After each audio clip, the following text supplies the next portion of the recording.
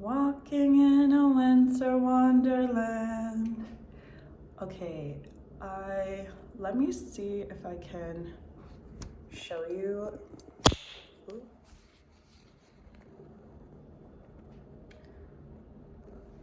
Without damaging everything. The view.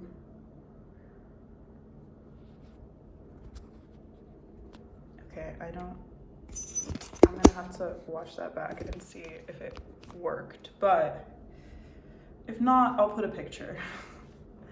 I'm working with natural sunlight as the lighting. So we'll see how that goes. And I have a very makeshift setup, but it is on my tripod and not balanced on a stack of books or something. So we're making progress, but I didn't turn on the light, or I don't know, I figured I'll take my chances with natural light, but I kind of see some shadows going on here, so we'll see. I am drinking coffee with a bit of mushroom coffee infused for added focus and some other benefits. I don't really know.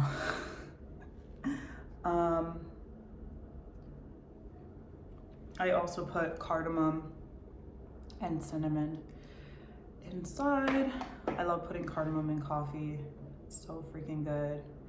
And then just a little bit of oat milk. And that's about it.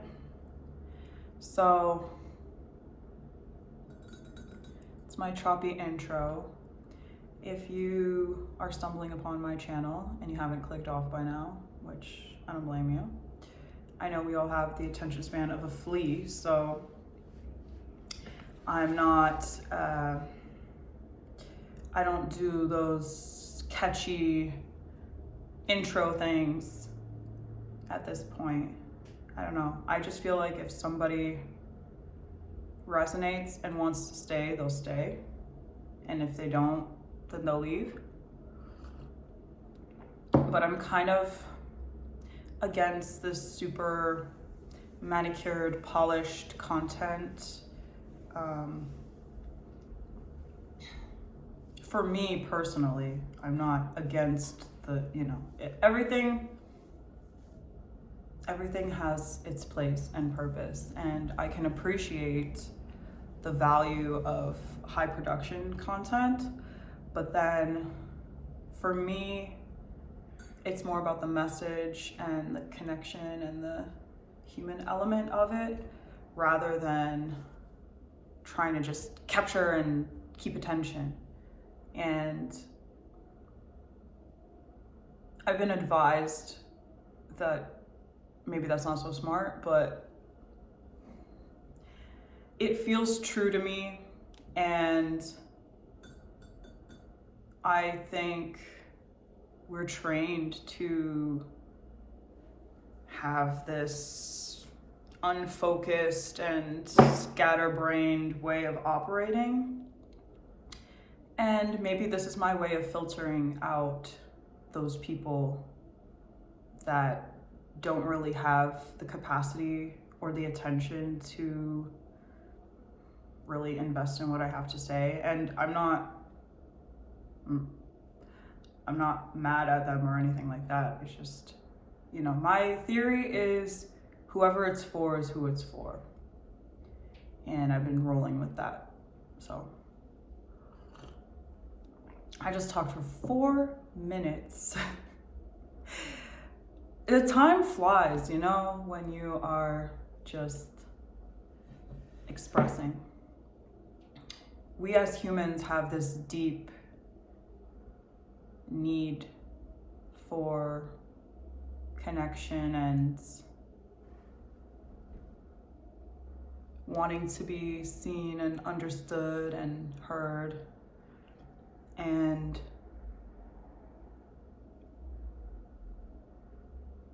I don't know. it's funny, it's like almost a primal instinct from childhood, like crying for attention. And, you know, some people will do it with a silly little dance or trying to project something surface level, whatever that may be. Titties. I don't know. Whatever works, whatever captures attention, right? But for me, I guess my point is that attention for attention's sake is not really what I want. And so I'd rather just speak freely and not worry too much about the packaging and just allow the natural progression to improve my content in a meaningful way. I don't know, it's all an experiment, so next week you might see some goofy, hey there, how's it going? I don't know, I would have to really sit and think about what, maybe like a skit or something. I'm not opposed to capturing attention,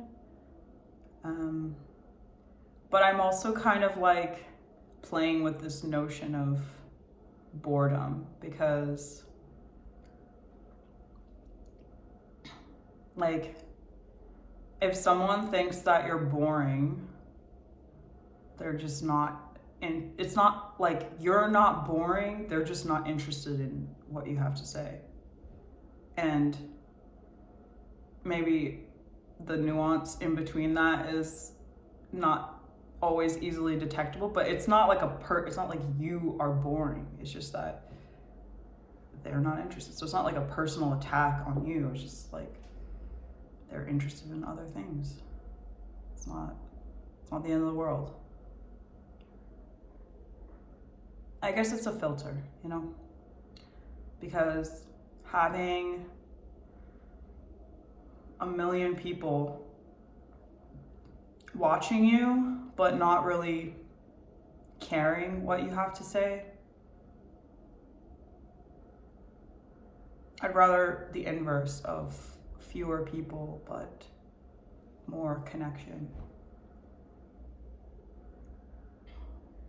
This is not what I intended to talk about in the beginning, but that's how most of these things go. I think I might start a different video to talk about what I originally was going to talk about, and I'll just keep going with this train of thought. Choo-choo.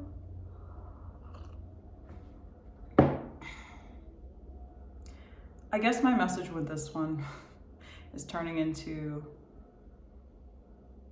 just don't put too much stock in capturing attention and validation externally.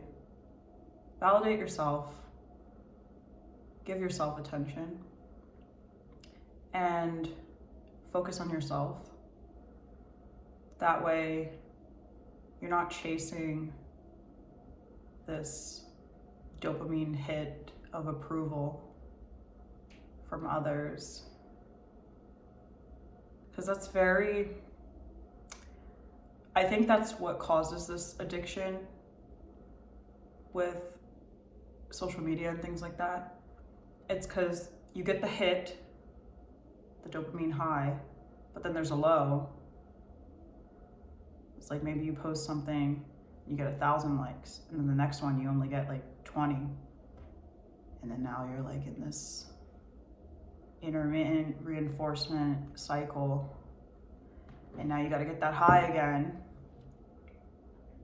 And then each time, you know, the high probably has to be higher. It's like any other drug, you know, it's like consistency is better, and having that groundedness, that internal validation, so you're not attached to the external reinforcements, you know, because if you're just fixated on the numbers and the likes and the comments, it's like, okay, but what does that really translate to?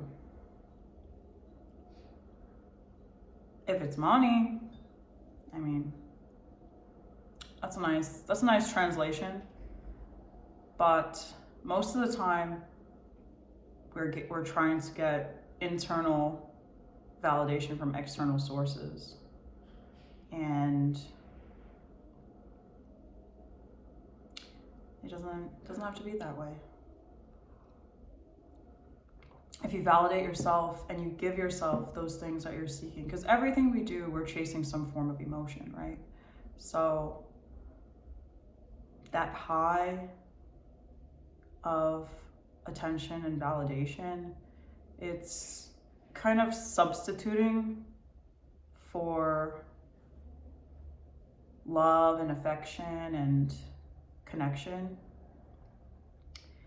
And it's filling this void that we have temporarily, like any other drug does.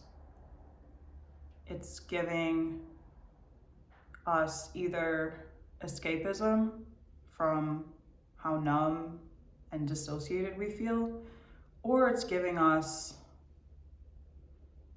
a temporary fill, but it's not lasting because it's external. Everything external is temporary and fleeting.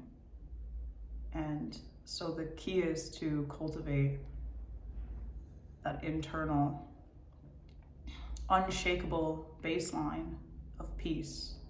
That's what I call it. And it's not always, I don't know, there's like a misconception that if you are spiritual and enlightened and this and that, that you now are always calm and steady and nothing affects you ever. That's not true. You may not be able to control your first thought or impulse, but you can control everyone after that. So, you know, noticing what comes up internally. Like if you do feel your emotions spiking because of something external, oh, I didn't get the validation. Oh, now I feel bad. You know, you can always redirect and reprogram yourself. Like, the first step is curiosity. Like, why is that coming up for me right now? Why do I feel this way? What is it about this situation that is making me feel less than? And then how could I give myself whatever I'm seeking externally? Like for me, it used to be a lot with food and eating. I would have this hunger for other things that are emotional, and then I would try to use physical hunger or consumption to try to satiate that void, and then the hunger would keep going and going and going, and I would end up binging, and then it would start this whole cycle and loop with things that I've struggled with eating and relationship to food. And it was just, you know, that's like one example of external feeding into our insecurities, you know, things that come from within. And we all have them, no matter how much someone presents themselves in a perfect lighting. No one is perfect. We all have our shadows, our demons. things that we battle with. And, you know, at the end of the day, just holding that space and compassion for ourselves, and before jumping to reach for something external, feeding that internal craving, if you will, or just understanding it instead of bashing yourself. You know, why do I always do this? No. That's not helpful. You know, if the voice in your head is mean to you, like, I imagine it's like a little gremlin. It's like, why aren't you doing this? Oh, is that what you want to do? If you had a person in your life that was doing that to you, I'm pretty sure eventually you'd cut them off, because that's annoying. And some of us live with this inner critic all the time. It's never enough. It's never enough. That's weird. Like, okay, if it's never enough, what's the point? You know?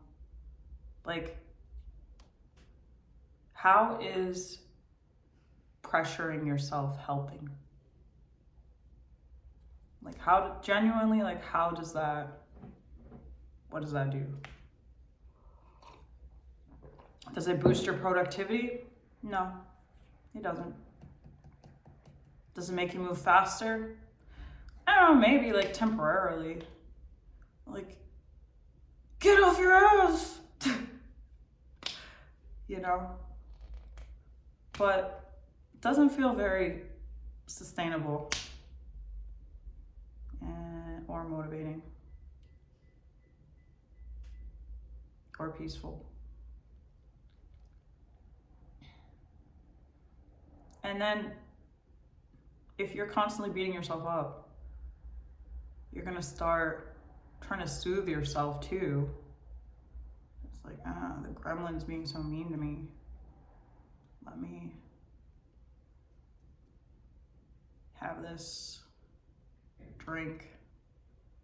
Let me have this snack. Let me binge this show, numb myself, drown it out. I think that's what all this stimulation is for. Like, there's this fear to really sit with yourself and just be, meditate. I finally figured it out. It's been years and years and years that I was like, all this Zen, woo-woo, all this time, and I always had this trouble to stay consistent with meditation. You know, it always come and go in waves. Like journaling, I've been able to become consistent with over the last few years. And the same philosophy I used to get myself to journal every day, I didn't think to apply it to meditation, just because I think we have this misconception of what meditation even is. I think we just need time to ourselves, by ourselves, to, without any stimulation, to just sit, you know, and allow whatever comes up to come up without labeling it or judging it. And that's the true what meditation is. And it's gonna start out with you sitting and wanting to get the F out of there. Like your reptilian brain is gonna say, remember you had to do this later? Remember this thing you were thinking about for 27 minutes yesterday? Remember, I'm like, remember you ruminating about all these thoughts and then pushing it aside Let me bring them back to the forefront for you. Remember how you left the stove on, maybe? Wait, quick, open your eyes. I think something is in front of you. My nose itches. I think you should scratch your nose. I think you should readjust your where you're sitting, you know? What's that noise? I'm like mimicking and mocking what's going on in my head when I sometimes. You're doing it wrong. You're doing it wrong. You're just thinking. This isn't meditating. What are the other ones? Maybe you should focus on the breath. Are you even breathing correctly? I think you should breathe deeper. What if you forget to breathe? Maybe you should count to 10. I don't know why I'm using this voice, but apparently that's what the... Doesn't sound like a gremlin. The gremlin would be like, maybe you should count to 10. What else? There's another one. Oh, this was my favorite. I think you forgot the alarm. I had this fear. I've never heard anyone else talk about this, but I had a fear that I would be in meditation and like get stuck there. Like the alarm would never go off and then I'd be late for work and or never show up to any appointment and I would just be there for... That's like... That reminds me of when people, well, women, would say they don't want to go to the gym and lift weights because they're afraid of being bulky. And it's just like comical because you don't just go to the gym for 1 week and then end up with a bodybuilder physique. Like people actually put in sometimes years of work to get there. And you think that staying consistent for 7 days is gonna make you look bulky.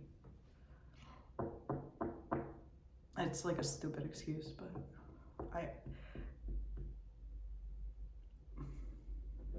yeah, so me being scared I was gonna be too good at meditation and end up just meditating for the rest of eternity. Like, I don't know. There was a story about the guy who sat under the tree. Was that Buddha? I don't know. One of those enlightened souls. Or was that Sadhguru?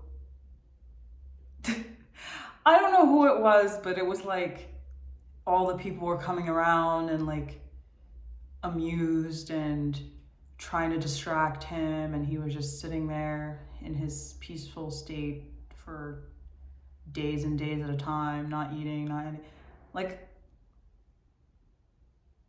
I don't think that I'm anywhere close to that level.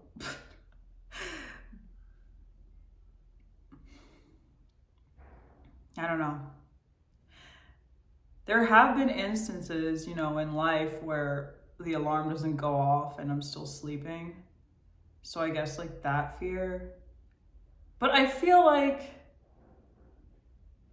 I don't know, like that would be an interesting experiment to go into meditation and try to stay there indefinitely and just see like what, I guess eventually you'd probably have to like go to the bathroom or something. I don't know. If anyone's ever done that experiment, let me know what happens. Like, how do you get out of it? But weird irrational fear, which just feels like another excuse from my ego of like, let's not even do it because you're just gonna get trapped in meditation. Like, we don't have that fear when we're binging Netflix and losing track of time. It's funny. The more I talk about it, the more dumb it sounds. But that's what the ego does. It wants you. It wants you to stay in your lower frequency because that's where you've been most of your life, and that's where you're comfortable. And it will do anything to convince you to stay there and not rise to the next level. So it's a little insight on the ego. This coffee is so good. Like, that's another thing. I tell myself sometimes that I'm gonna give up coffee, and it lasts a little while, but it's just so good. It's so good, especially espresso. Oh my gosh. Yeah, this is Lavazza brand. It's my favorite. I don't have an espresso maker here at the moment, but it's the closest I can get, you know. I love like Turkish coffee, dark roast, things like that. I like bitter taste. Okay, I think I've done enough damage for this one. I guess I kind of just wanted to turn the camera on, see what happens, show up messy. You already know. If you made it to the end, I am interested to hear what about your experience with meditation, if you have anything you want to share. And I just want to send you love and light and gratitude. If you did make it this far, you know, I appreciate you. I appreciate everyone that comments, subscribes, and has been along with me for the ride. I've been going through a lot of personal changes, adjustments, transitions, and it's been hard to be consistent with posting. And I'm also kind of rethinking what I want to talk about on here exactly, and how I can bring more value and what I can share that would be helpful to others and not just me rambling. But I think that's part of the natural progression. And sometimes I get scared to be vulnerable and show this progress, even though that's kind of what the intention was when I started. But now it's like kind of real, you know? Before it was just an idea. And I don't know, I hope that somehow through me showing up messy, that it extends the permission for whoever's watching to do the same, take a risk, take a chance on yourself, you know, in whatever capacity that it makes sense. Anyway, thank you for being here. Thank you for watching. Thank you for listening. I will see you in the next one. Cheers.